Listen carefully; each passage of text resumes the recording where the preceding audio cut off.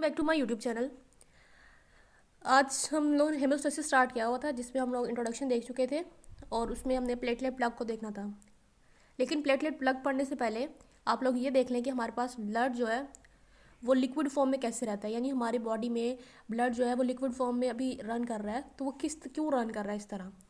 तो ये मैंने एक ब्लड वेसल ड्रॉ की है। अब हमें पता है कि ब्लड वेसल्स में कौन से सेल्स होते हैं, एंडोथीलियल सेल्स होते हैं, ठीक है। और ये एंडोथीलियल सेल्स क्या होते हैं, स्मूथ होते हैं। तो पहली जो बात है कि हमारे पास वो क्या करती है, यहाँ पे हमारे पास पड़े हुए हैं प्लेटलेट्स, ठीक है। ये प्लेटलेट्स अब नॉर्मल कंडीशन में क्यों नहीं बाइंड करते। अगर प्लेटलेट्स बाइंड कर देंगे तो इसका मतलब ये होगा कि ब्लड क्लॉट होना है, ठीक है। जब ब्लड में क्लॉट होना होता है तब प्लेटलेट्स की ज़रूरत पड़ती है।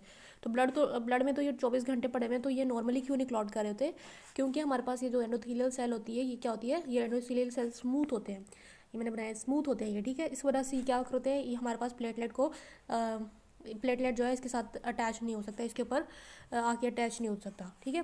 तो ये बहुत सारे एंडोथीलियल सेल्स होंगे, सबको ड्रॉ कर लेते हैं, ठीक है। तो ये मैंने बहुत सारे एंडोथेलियल सेल्स हर मतलब ड्रॉ कर लिए हैं। तो ये हमारे पास क्या होगी, स्मूथ होगी, तो जिसकी वजह से एंडोथेलियल सेल्स स्मूथ होंगे तो वो प्रिवेंट करेंगे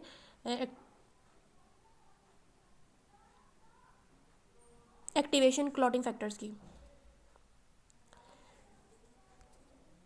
तो ये मैंने यहाँ लिख दिया है कि हमारे पास एंडोथेलियल सेल स्मूथ होते हैं जिसकी वजह से वो एक्टिवेशन फैक्टर जो है वो प्रिवेंट रहते हैं, यानी बाइंड नहीं होते हैं। ये हमारे पास हेल्दी एंडोथेलियल सेल है, ठीक है। इसके अलावा जो है हमारे पास एड्जॉर्प्शन होती है ग्लाइकोकैलिक्स की, किसने की होती है, एंडोथेलियल सेल्स ने। अब ग्लाइकोकैलिक्स क्या होता है, म्यूकोपॉलीसेकेराइड है। ये म्यूकोपॉलीसेकेराइड है जो कि किसने एब्जॉर्ब किया हुआ है, एंडोथेलियल सेल्स ने, ठीक है। तो ये भी एक फ़ायदा हो जाएगा, ठीक है। दो हो गए जो कि प्रिवेंट करेंगे, दो चीज़ें हमने ऐसे पढ़ ली हैं जो कि प्रिवेंट करी है क्लॉटिंग फैक्टर्स को, कि वो आके हमारे पास एंडोथेलियल सेल्स के साथ बाइंड करें।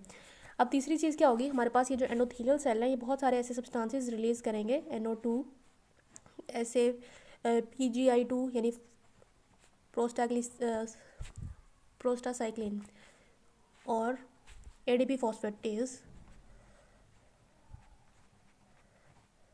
ठीक है। ये चीज़ें क्या करेंगी, ये हमारे पास प्रिवेंट करेंगी प्लेटलेट्स को कि एंडोथेलियल सेल्स के साथ आके बाइंड करें। तो इन चीज़ों को हम कहते हैं anti against platelet aggregating factor,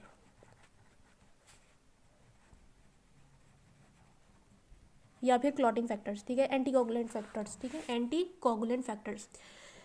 ये जो हमारे पास हो गई अभी हेल्दी एंडोथेलियल सेल ऐसी सब्सटेंसेस प्रोड्यूस करी है जो कि प्रिवेंट करिए प्लेटलेट्स को और क्लॉटिंग फैक्टर्स को कि वो आके इनके साथ अटैच हो। और ये सब्सटेंसेस कौन से हैं, Na2NO2, प्रोस्टासाइक्लिन और ADP फॉस्फेटेज, ठीक है। ये सारी चीज़ें जो है हेल्दी एंडोथेलियल सेल प्रोड्यूस कर रही हैं और हर हेल्दी एंडोथेलियल सेल प्रोड्यूस कर रहा है। इसके अलावा इसके पास होता है ये क्या ड्रॉ किया है, H, एक मॉलिक्यूल होता है जिसको कहते हैं हिपेरिन, ठीक है। और ये हिपेरिन जो होता है वैसे तो इतना ये बहादुर इतना नहीं होता कि ये प्रिवेंट कर सके प्लेटलेट्स को कि इनके साथ आके अटैच हो। इसके साथ एक और बंदा होता है एंटीथ्रोमिन 3। ये दोनों कंबाइन होके हर एंडोथेलियल सेल के पास होते हैं, ठीक है। ये कि हिपेरिन और एंटीथ्रोमिन 3 जो होते हैं वो हमारे पास पड़े होते हैं, ठीक है। अब ये दोनों मिल गया, अब ये क्या हो गया, ताकतवर हो गया। तो अब ये ताकतवर हो गए तो ये क्या करेंगे, हमारे पास एंटी कोगुलेंट फैक्टर्स को किल करेंगे, डिस्ट्रॉय करेंगे। कौन से एंटी कोगुलेंट फैक्टर्स को करेंगे, ये एंटी कोगुलेंट फैक्टर्स को। तो ये हमारे पास एंटी यानी अगेंस्ट थ्रोम्बिन है, यानी ये थ्रोम्बिन के अगेंस्ट है, तो थ्रोम्बिन को पकड़ के ये डिस्ट्रॉय कर देगा। और थ्रोम्बिन क्या है, एक हमारे पास क्लॉटिंग फैक्टर है। तो इस वजह से यहाँ पे हमारे पास ये एंडोथेलियल सेल्स जो है वो अपने पास इर्द गिर्द जो है क्लॉटिंग फैक्टर्स की कंसंट्रेशन को कम रखते हैं। किस तरह कम रखते हैं, उनके पास इस तरह के सब्सटेंसेस होते हैं जो डिस्ट्रॉय कर देते हैं क्लॉटिंग फैक्टर्स को।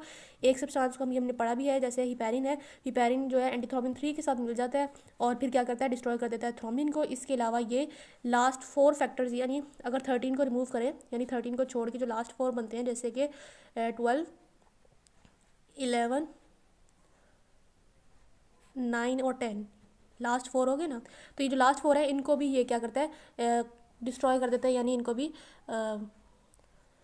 कम रखता है, इनकी कंसंट्रेशन को भी कम करता है। ठीक है, ये हो गया। इसके अलावा हमारे पास एक और मॉलिक्यूल होता है, यहाँ पे उसको देख लेते हैं कि ये एक मैंने एंडोथेलियल सेल ड्रॉ कर दिया।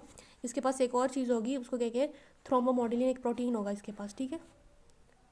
तो ये क्या है, थ्रोम्बोमोडुलिन। ये क्या करेगा, ये मॉड्यूलेट करेगा थ्रोम्बिन के फंक्शन को, यानी इसने थ्रोम्बिन को पकड़ के रख लिया। ये हमारे पास क्या है, थ्रोम्बिन। अब ये क्या बन गया है, कॉम्प्लेक्स बन गया है, थ्रोम्बोमोडुलिन थ्रोम्बिन, ये कॉम्प्लेक्स बन गया है। अब ये कॉम्प्लेक्स क्या करेगा, एक्टिवेट करेगा प्रोटीन सी को। प्रोटीन सी एक्टिव हो गया जी, प्रोटीन सी अब एक्टिव है तो कुछ तो करेंगे, तो ये डिस्ट्रॉय करेंगे, डाइजेस्ट कर सकते हैं। क्या करेंगे, ये डाइजेस्ट करेंगे फैक्टर 5 को और फैक्टर 8 को,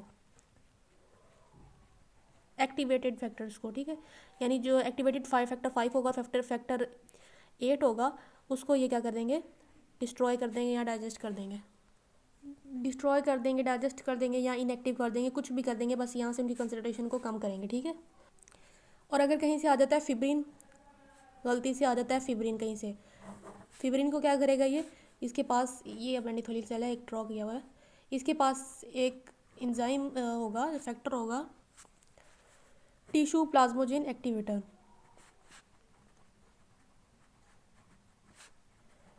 ये टिश्यू प्लाज्मोजेन एक्टिवेटर क्या करेगा, ये हमारे पास प्लाज्मोजेन को एक्टिव कराएगा।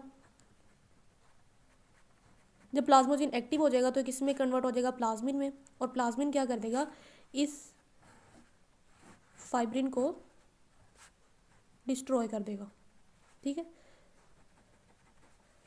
तो इस तरह हमारे पास बहुत सारे ऐसे एंटी कोगुलेंट फैक्टर्स पड़े हैं जो कि प्रिवेंट करते हैं कोगुलेशन होने से, यानी ब्लड क्लॉट को बनने से प्रिवेंट करते हैं उनमें से। और उसका फ़ायदा क्या होगा कि नॉर्मली हमारा ब्लड लिक्विड फॉर्म में रहता है। ये पहले पढ़ने से आपको अगला मेथड जो है वो इजीली समझ आ जाएगा। तो यहाँ हमने देखा कि अगर कोई फिब्रिन आएगा तो फिब्रिन अगर आएगा तो फिर उसके बाद क्या होगा, तो हमारे पास एंडोथेलियल सेल जो है टिश्यू प्लाज्मोजेन एक्टिवेटर प्रोड्यूस करेगा। और टिश्यू प्लाज्मोजेन एक्टिवेटर क्या करता है, प्लाज्मोजेन को कन्वर्ट करता है प्लाज्मिन में, और प्लाज्मिन फिर क्या करेगा, इस फिब्रिन को किल कर देगा। अब इसको रिवाइज कर लेते हैं एक दफ़ा। तो हमारे पास कौन कौन सी ऐसी चीज़ें हैं जो कि प्रिवेंट कर रही हैं कि मतलब नॉर्मली ब्लड क्लॉट क्यों नहीं होता, क्योंकि हमारे पास एक तो एंडोथेलियल सेल स्मूथ होते हैं, और इसके अलावा उन्होंने एब्जॉर्ब किया होता है ग्लाइकोकैलिक्स को। इसके अलावा ये फैक्टर्स सब्सटेंसेस रिलीज़ कर रहा होता है, जैसे कि NO2, PgI2 और ADP फॉस्फेटेज। ये सारे क्या एंटी कोगुलेंट्स हैं, यानी एंटी प्लेटलेट एग्रीगेशन को प्रिवेंट करते हैं, यानी प्लेटलेट्स यहाँ पे आके बाइंड नहीं हो पाते। इसके अलावा इनके पास हिपैरिन होता है, हिपैरिन एंटीथ्रोम्बिन 3 के साथ कंबाइन होता है और क्या करता है, किल करता है थ्रोम्बिन को। इसके अलावा इनके पास थ्रोम्बोमोडुलिन प्रोटीन है जो कि थ्रोम्बिन को मॉड्यूलेट करती है उसके फंक्शन को, और दोनों का कॉम्प्लेक्स मिलकर प्रोटीन सी एक्टिवेट करता है, और जो डाइजेस्ट करता है, इनएक्टिवेट करता है फैक्टर 5 और फैक्टर 8 को। इसके अलावा हमारे पास क्या होता है, टिश्यू प्लाज्मोजेन एक्टिवेटर होता है जो कि फिब्रिन को डिस्ट्रॉय करने में काम आता है। तो ये था इतना सा। अब हम नेक्स्ट वीडियो में पढ़ेंगे कि एंडोथेलियल सेल को जब इंजरी होगी तब क्या होगा, और इंट्रिंसिक और एक्सट्रिंसिक पाथवे में क्या होते हैं।